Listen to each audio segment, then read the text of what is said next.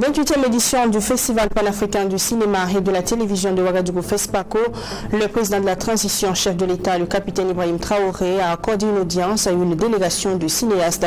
Cette délégation est conduite par le ministre en charge de la culture, Jean-Emmanuel Ouedraogo. Le point de l'audience, juste après les titres.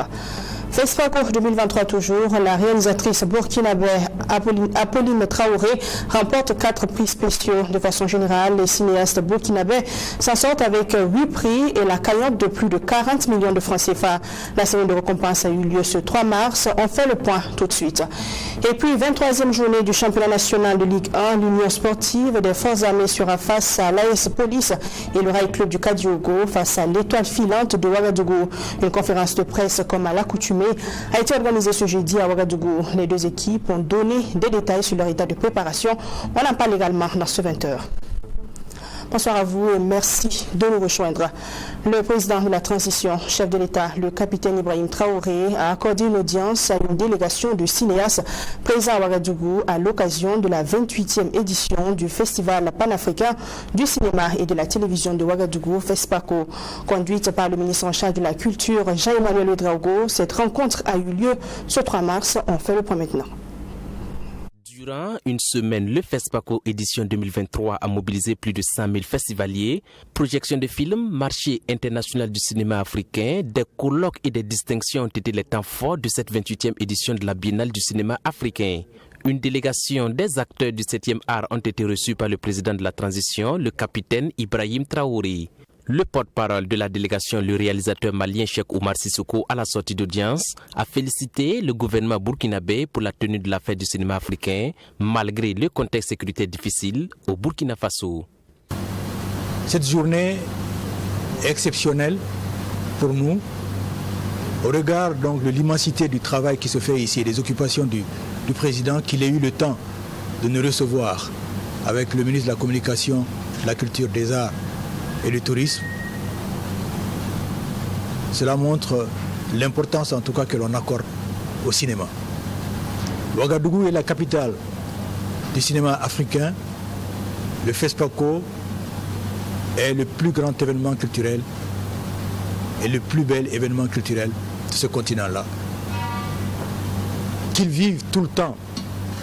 Nous faisons confiance au peuple du Burkina et à tous les gouvernements de ce pays. Le porte-parole de la délégation, le réalisateur malien Cheikh Oumar Sissoko, dit retenir de l'entretien avec le chef de l'État, un homme engagé pour la souveraineté du continent à travers le Burkina Faso pour la renaissance africaine. Pour le cinéaste, le combat du capitaine Ibrahim Traoré est aussi un combat des cinéastes. Les films projetés à cette édition du FESPACO portent justement sur ces questions de souveraineté du continent, des problèmes économiques, sociaux et de développement, a expliqué le réalisateur malien. Nous avons eu l'immense honneur de rencontrer un homme, le président de la transition, chef de l'État, un homme qui s'est engagé pour la souveraineté du continent, à travers celle du Burkina Faso, pour la renaissance africaine. C'est un combat qui l'honore, mais c'est un combat qui est nôtre, puisque nous n'avons de possibilité, pour le moment en tout cas, que d'utiliser les images. Au regard des images qui sont passées au cours de cette édition, beaucoup portent sur ces questions de souveraineté du continent, de problèmes économiques, de problèmes sociaux, de problèmes de développement. La délégation a montré sa satisfaction de cette rencontre avec le chef de l'État et sa disponibilité à écouter les acteurs du cinéma. L'ancien ministre malien de la Culture qualifiant cette journée d'exceptionnelle pour les acteurs du cinéma africain voit en Ouagadougou la capitale du cinéma africain. FESPACO 2023 toujours, la réalisatrice burkinabé Apolline Traoré remporte 4 prix spéciaux, notamment le prix WaterAid pour le climat, eau et assainissement, le prix Houphouët-Boigny du Conseil de l'Entente. Elle remporte également le prix de la meilleure réalisatrice ouest-africaine décerné par la CEDEAO. Le prix spécial de l'Assemblée législative de transition du Burkina Faso lui revient également. La cérémonie de remise de ces prix a eu lieu ce soir. Le point dans cet élément de Mamidré Nakamabou. La réalisatrice burkinabé Apolline Traoré remporte 4 prix spéciaux avec son film long métrage intitulé Sira. Prix de la meilleure réalisatrice ouest-africaine, prix de l'Assemblée législative de transition, prix du Conseil de l'Entente, prix de WaterAid. Sont là les trophées remportés par Apolline Traoré. Absente à cette cérémonie de remise des prix spéciaux, la réalisatrice s'est faite représenter par les membres de son équipe de tournage qui se félicitent du travail abattu. Ce trophée représente une fierté pour nous parce qu'on a réalisé un film, un très beau film. Déjà, on avait peur de le présenter au Burkina Faso honnêtement et de voir qu'on arrive à rafler des prix comme ça, on ne peut qu'être fiers et on se dit que le peuple burkinabé aussi nous soutient et l'engouement qu'il y a derrière et tout ce qu'on peut dire c'est merci à WaterAid et merci aussi à la population burkinabé et on espère que demain on remportera les talents d'Andrew Yelenga. L'Envoyé de Dieu, un film court-métrage de fiction réalisé par la réalisatrice nigérienne Amina Abdoulaye Mamina, remporte également 4 prix spéciaux. Dans cette œuvre entièrement tournée au Burkina Faso, la réalisatrice raconte l'histoire d'une fillette enlevée par des terroristes. Un court-métrage qui a été inspiré par la situation sécuritaire au Sahel, selon la réalisatrice. Je pense que tout le monde connaît, on est dans le Sahel confronté à une insécurité par tous ces gens, le djihadisme, le terrorisme. Moi j'écoute beaucoup d'actualités et je me pose beaucoup de questions. Par exemple au Niger, au Tchad, au Cameroun et au Nigeria où il y a Boko Haram, moi je me pose des questions, c'est au nom de quel Dieu ils font ça? Voilà, pourquoi ils font ça, pourquoi ils réagissent de la sorte pour aller tuer des gens, pourquoi eux-mêmes décident que les autres c'est des ennemis de Dieu. Voilà. Et quand ils font ça, ils envoient les enfants des autres pour aller commettre un tel crime, mais eux ils n'envoient jamais leurs enfants. C'est tout un questionnement en fait dans le film. Je pense qu'il faut regarder le film. Pour cette 28e édition du Festival panafricain du cinéma et de la télévision de Ouagadougou, 22 prix spéciaux ont été décernés aux lauréats. Je pense que ce sont des films d'un niveau, de ce que, en tout cas, le jury nous a dit. C'est des films d'un excellent niveau. Et comme on l'a vu également, c'est le panafricanisme parce que les lauréats viennent pratiquement de tous les pays du continent, de toutes les régions du continent.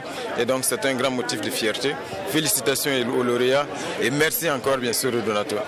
Chloé Aïcha Boro et Hervé Eric Lengani, les 2 réalisateurs burkinabés, ont aussi remporté les prix spéciaux. Il faut noter que l'ensemble de ces prix spéciaux s'élève à 126 millions de francs CFA. Et merci donc.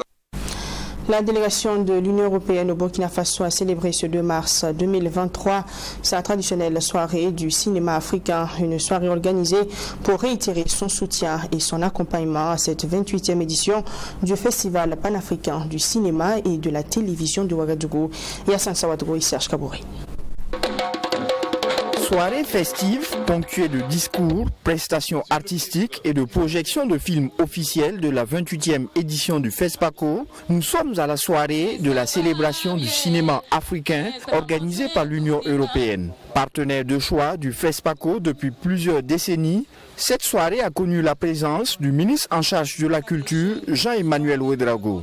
C'est un FESPACO 2023 qui se tient dans un contexte de défis sécuritaires et le représentant résident de l'Union européenne au Burkina Faso a salué la résilience du peuple burkinabé. Bon, Moi, je suis ravi de l'ambiance de cette organisation de cette FESPACO, quand même dans un contexte difficile. Et je salue vraiment le courage du gouvernement, voilà, de faire quand même organiser ce FESPACO. Pour nous, c'est un grand honneur aussi que nous avons pu contribuer à des résultats concrets. Mais l'Union européenne, à travers plusieurs fonds, est là pour soutenir aussi les professionnels cinéma en Afrique et au Burkina Faso. Pour cette édition, l'Union européenne a soutenu l'organisation du FESPACO à hauteur de 250 000 €, soit 160 millions de francs CFA. L'Union européenne est un partenaire majeur du FESPACO. Le ministre en charge de la culture a tenu à traduire toute la reconnaissance du gouvernement burkinabé à l'Union européenne. La culture au Burkina Faso, de façon générale, le secteur de la culture de façon générale, et bien sûr de façon plus précise, le cinéma et le FESPACO. Je pense que l'ambassadeur l'a dit, ça fait bientôt 30 ans que l'Union européenne est toujours là à chaque édition du FESPACO comme donc un partenaire majeur et cette année n'a pas dérogé à la règle. Et je pense que c'est un soutien qui a été précieux encore cette année pour que nous puissions donc tenir le FESPACO et que nous puissions avoir également un FESPACO à la hauteur de nos ambitions. Donc on est là pour saluer l'excellence de cette coopération culturelle entre le Burkina Faso et l'Union européenne dans la culture de façon générale. Comme vous le savez également, le Fonds de développement culturel et touristique bénéficie également d'un soutien important de l'Union européenne. L'Union européenne, c'est 30 ans d'appui à l'organisation de la Biennale du cinéma africain et d'appui à la production de films. Cette 28e édition du FESPACO se tient sous le thème « Cinéma d'Afrique et culture de la paix ». Ce sont plus de 10 000 festivaliers qui ont pris part à ce FESPACO qui constitue le plus grand rendez-vous de la fête du cinéma africain. Le Conseil supérieur de la communication a tenu dans le cadre du FESPACO ce 2 mars 2023 une table ronde entre les acteurs du cinéma et de l'audiovisuel. Le thème de cette rencontre est Cinéma d'Afrique et culture de la paix, rôle des instances africaines de régulation. Piloté par le réseau des instances africaines de régulation de la communication, cette rencontre a permis aux régulateurs d'inviter les acteurs du cinéma à faire des productions à même de promouvoir la culture de la paix dans les différents pays. Abdourahmane. C'est une rencontre avec les acteurs du cinéma et de l'audiovisuel sous la direction du réseau des instances africaines de régulation de la communication. Cette rencontre, initiée par le Conseil supérieur de la communication CSC, vise à permettre aux acteurs de cinéma et de l'audiovisuel de produire et diffuser des contenus qui répondent aux besoins du moment. La télévision, les productions cinématographiques comblent la majeure partie, en tout cas, de certains programmes télévisuels.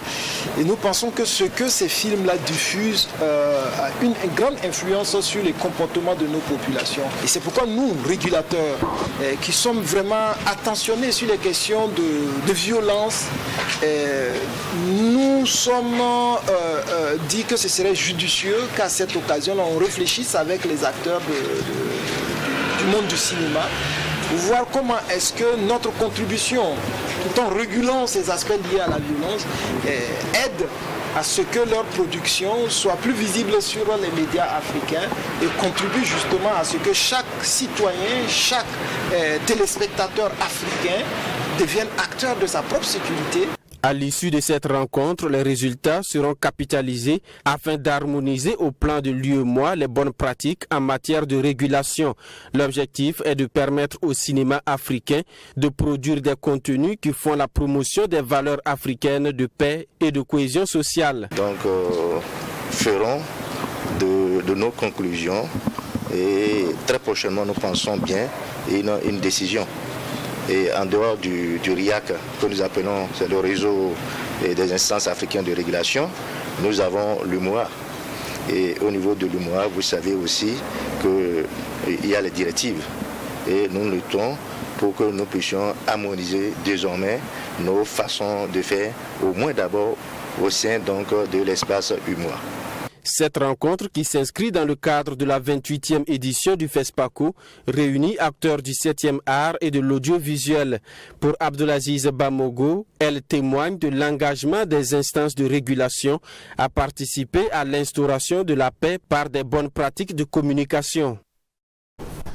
Après le CAO, le Burkina Faso a également réussi le pari de l'organisation de la 28e édition du FESPACO, le Festival panafricain du cinéma et de la télévision de Ouagadougou. Les festivaliers présents à cette fête du 7e art saluent la bonne organisation du FESPACO 2023, malgré le contexte sécuritaire difficile. Notre reporter Maxime Jean Bambara a fait un tour au MICA, marché international du cinéma et de l'audiovisuel, où se trouvent plusieurs délégations venues de divers pays. Voici son reportage pour vous.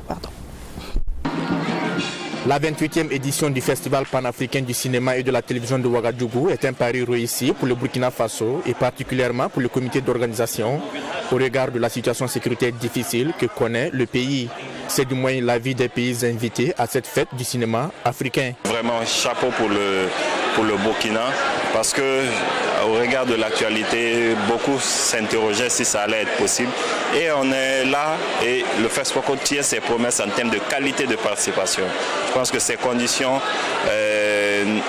ont été de loin surpassées par l'amour du cinéma au niveau des professionnels, ce qui a fait qu'on s'est encore donné rendez-vous et qu'on s'est retrouvés. On n'en croyait pas beaucoup, vu la situation sécuritaire. On se disait que est-ce que ça va se tenir, est-ce que ça ne va pas se tenir, mais ça s'est plutôt bien passé. Le FESPACO s'est très bien déroulé.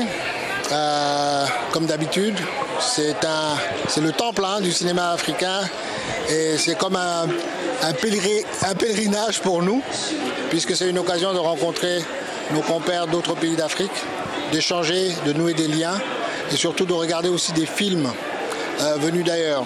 Malgré le contexte sécuritaire, le contexte sanitaire, tout ça, les autorités ou bien les responsables de FESPACO se sont efforcés à faire organiser le FESPACO. Je leur tire chapeau. Du côté du Burkina Faso, l'on se réjouit non seulement de la tenue de cette édition, mais aussi de l'organisation des différentes activités. L'accueil était bien. Les organisateurs sont passés plusieurs fois nous demander comment les choses se passent et nous leur tirons notre chapeau. Belle organisation et chapeau. La sécurité au rendez-vous et les festivaliers aussi, en tout cas sont dans la quiétude. Donc pour l'organisation, il n'y a rien à dire. Tous saluent certes la bonne organisation de cette 28e édition du FESPACO, mais des difficultés sont également relevées. Des difficultés liées à la gestion des badges ou au respect du programme de projection, entre autres. Je pense que le FESPACO est suffisamment vieux maintenant pour monter d'un cran en matière d'organisation de scénographie, d'organisation des stands, de programmation et de ponctualité sur les événements. Parce qu'il y a tellement d'événements que dès que l'un est décalé à un peu de retard, ça compromet notre présence sur l'événement suivant. Alors, ou on est obligé de partir plus tôt et ne pas assister à la fin, ou alors on est obligé de sacrifier des événements. Mais ça fait aussi partie des charmes du festival, même si ce sont des charmes qu'on aimerait voir disparaître. Il faut qu'on s'organise mieux, c'est tout. Le tendon d'Achille au niveau de l'organisation du FESPACO, ce sont d'abord le programme, les badges des festivaliers et encore plus le catalogue. Et ça vraiment, il faut que dans les jours à venir, dans les éditions à venir, que l'organisation, la délégation générale prenne en charge ce volet-là, pour ne pas qu'on ait un peu de désagréments. Toute œuvre humaine n'est pas parfaite, surtout au niveau de la gestion des badges, la gestion de l'autre. Il a eu vraiment un souci à ce niveau. Il est question de fouiller les badges peut-être 1, 2, 3 jours avant de retrouver les badges et puis voilà. Ça nous a un peu puni, donc si sur ce côté, ils essayent d'améliorer, ça va être bien. Alors ce qu'il faudra peut-être améliorer, disons que nous sommes dans une salle où il fait quand même un peu chaud et la période fait que c'est pas très évident. Il y a également ceux qui plaident pour la prise en compte des techniciens dans les prix spéciaux et à plus d'implication des partenaires pour une meilleure organisation des prochaines éditions. On souhaiterait vraiment qu'il y ait des prix spéciaux donc pour les techniciens et il faut dire qu'aujourd'hui, quand il y a un film, il y a les costumiers, il y a les accessoiristes, il y a le maquillage, il y a toute une panoplie de personnes en arrière-plan qu'on ne voit pas. Et donc il serait intéressant donc, que le FESPACO puisse ouvrir une lucane pour ces différents techniciens qui sont dans l'ombre. J'ai assisté à d'autres éditions et je connais le contexte de cette année-là. Je suis sûr qu'avec plus de moyens, il y aurait eu une meilleure qualité en termes d'organisation. 10 000 festivaliers étaient attendus dans la capitale burkinabé pour cette 28e édition du Festival panafricain du cinéma et de la télévision de Ouagadougou. Une édition qui s'est tenue sous le thème « Cinéma d'Afrique et culture de la paix ». Le FESPACO, c'est le rendez-vous des professionnels du 7e art, mais c'est également l'occasion pour les exposants qui vendent des articles divers de faire de bonnes affaires. Pour la circonstance, 4 sites majeurs ont été aménagés à leur profit. Une de nos équipes de reporters est allée recueillir l'avis de certains exposants sur la foire de la 28e édition du Festival panafricain du cinéma et de la télévision de Ouagadougou. La plupart des exposants pointent du doigt l'existence de plusieurs sites, ce qui expliquerait leur mévente. Le point dans cet élément. Ils sont venus des 4 coins du Burkina Faso et également des pays de la sous-région. Les exposants à cette 28e édition du FESPACO sont repartis sur les 4 sites prévus à cet effet. Ces derniers saluent les efforts consentis pour la tenue de cette biennale du 7e art avec la crise sécuritaire que traverse le Burkina Faso. Cependant, ils sont nombreux à décrier la diversité des sites d'exposition qui impactent négativement leurs activités. On a vu trop de sites éparpillés, il y a Maison du Peuple, il y a Place de la Nation, il y a RS1 fonctionnaire, que l'exposition s'est passée dans beaucoup d'endroits. Ça fait que les visiteurs ne savent plus sur quel site aller, donc on est là, c'est bizarre. Il y a tellement de foires. Des fois dans les différents côtés. Alors que c'est pas bien, comme il y a des étrangers qui sont là, parce que si tu veux aller ici, tu peux aller ici, peut-être vraiment ça bouleverse le marché. Si la diversité des sites d'exposition est décriée par certains exposants, notons par ailleurs que d'autres déplorent la mévente de leurs articles. Vraiment, le marché n'y est pas. Il n'y a pas tellement de marché. Les gens sont là, mais vous sentez que vraiment que ça va pas. C'est tellement mou. On va marcher. Le marché est tellement mou. Voilà. Vous voyez, la marchandise est toujours là. Ouais, la marchandise, mais avec les Amina Tabari, exposante venue du Mali, salue la sécurité sur les sites de la Maison du Peuple. Mais elle déplore la cherté des frais de douane et invite le comité d'organisation à alléger les taxes douanières pour la prochaine édition afin de permettre la participation des exposants étrangers. La sécurité de Burkina aussi, il fait bien travail. Mais si tu veux quitter Burkina au Mali pour venir au Burkina, là-bas, c'est un peu compliqué quoi. Donc il va faire moins cher de loi quoi.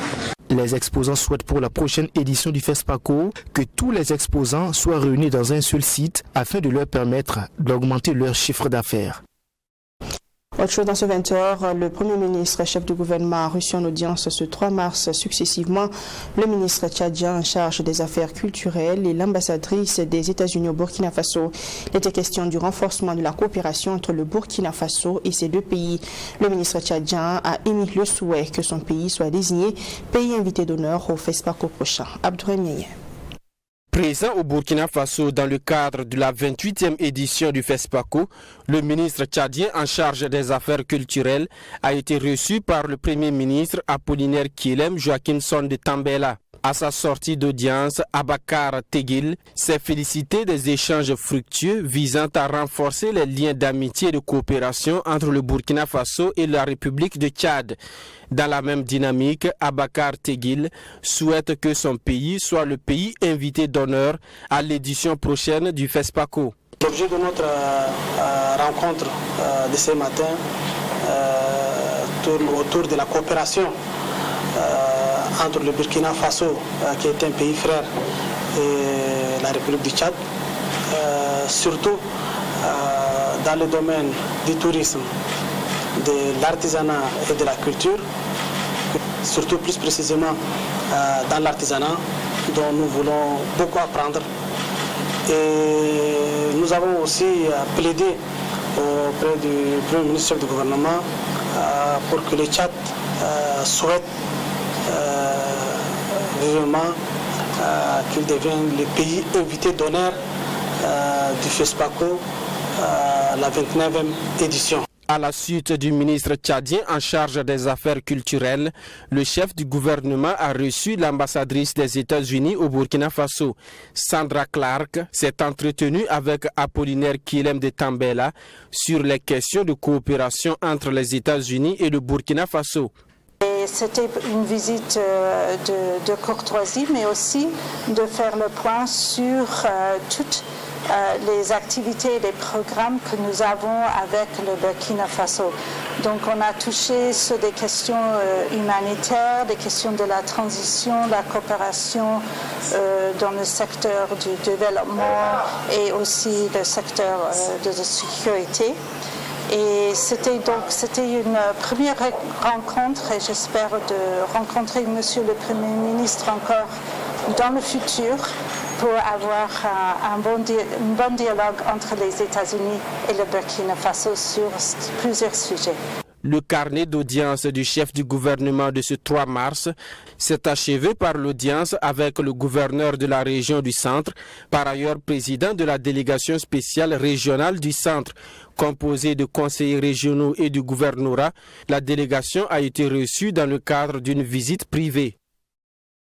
En prélude de la 23e journée du championnat national de Ligue 1, une conférence de presse comme à l'accoutumée a été organisée ce jeudi à Ouagadougou. Les équipes invitées à cet effet sont l'Union sportive des forces armées qui fera face à l'AS Police et le Rail Club du Kadiogo à l'Étoile filante de Ouagadougou. Des rencontres qui présentent beaucoup de sérénité, surtout avec la position des équipes comme l'AS Police et les Faux cette saison. On en parle avec Yassine Sawadko. C'est un duel entre frères d'armes à cette 23e journée. L'Union sportive des forces armées, classée 10e après la 22e journée, joue l'AS Police, dernier du rang. Après leur victoire à Bobo lors de la 22e journée face au Royal FC, l'USFA compte continuer dans la même dynamique, mais reconnaît que cette explication ne sera pas aussi facile. Nous devons être très prudents. Aborder le match avec le maximum de sérénité parce que nous ne pouvons pas dire que depuis ces phases de retour nous sommes une équipe qui galopons. Donc nous avons abordé le match avec vraiment beaucoup de prudence, avec beaucoup de confiance et fait tout pour chercher un résultat positif parce que nous ne sommes pas encore sortis de l'auberge. Pour un match, c'est toujours un derby. Donc ce match on va prendre beaucoup de sérénité, beaucoup de patience pour pouvoir engranger une victoire lors de ce match. Dernier au classement, l'abandon n'est toujours pas du côté de l'AS Police. Pour son encadrement technique, le réveil est en fait sonné, à commencer par ce match de dimanche. Je suis venu trouver une équipe bloquée, mais je pense que le déblocage est là. Et avec l'appui de mon capitaine qui est vraiment un grand monsieur que je respecte, c'est mon porte-voix auprès des jeunes. Aujourd'hui, je pense que c'est en train de prendre. On va continuer à se battre pour pouvoir vraiment sortir du trou. Depuis que le coach est là, je pense qu'on travaille. Côté défensif, on a essayé de gérer ça.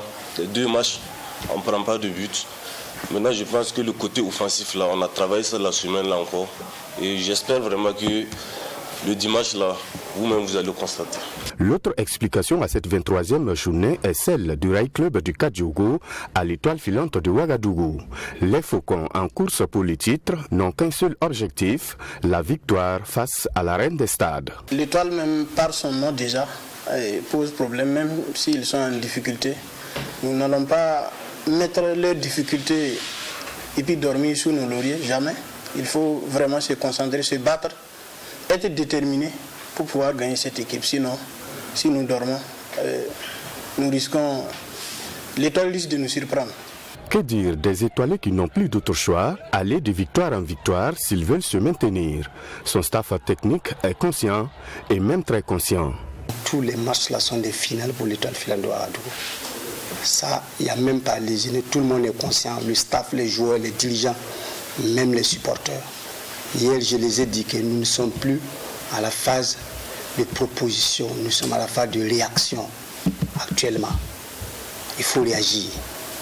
Donc je pense que l'EFO, à cette position-là, n'est pas une position reluisante certes, mais a toujours sa chance à jouer.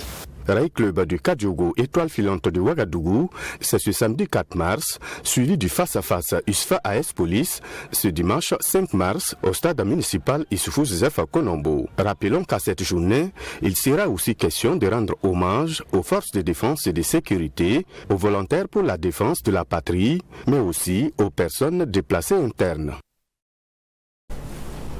Et pour terminer ce soir, la ville de Bobo-Dioulasso a abrité du 27 février au 1er mars 2023 un atelier de formation sur les lois et pratiques du volleyball. 12 journalistes sportifs de Ouagadougou ainsi que de Bobo-Dioulasso ont bénéficié de cette formation grâce à la collaboration entre la JSB et le comité d'organisation du tournoi international de volleyball. Un tournoi prévu se tenir en mai prochain dans la ville de Sia. Au sortir de cette formation, toutes les parties se disent satisfaites de la tenue de cet atelier.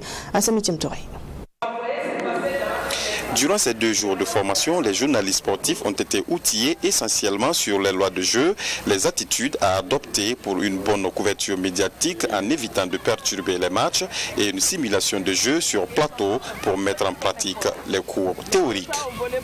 En 2 jours, ce que nous avons pu faire, c'était surtout les règles essentielles. Et après les règles essentielles, nous avons parlé de la médiatisation, la couverture médiatique sur nos terrains pendant les compétitions. Et je me dis que le message est un peu passé parce que nous remarquons que pendant nos matchs, les médiatisations, les journalistes bougent beaucoup.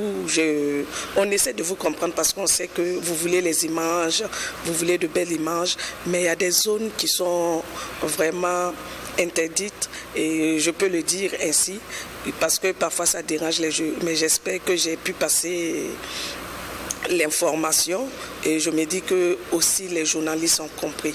Une initiative très bien appréciée par ces journalistes sportifs qui se disent prêts à présent pour la couverture médiatique des matchs de volleyball avec ces rudiments acquis.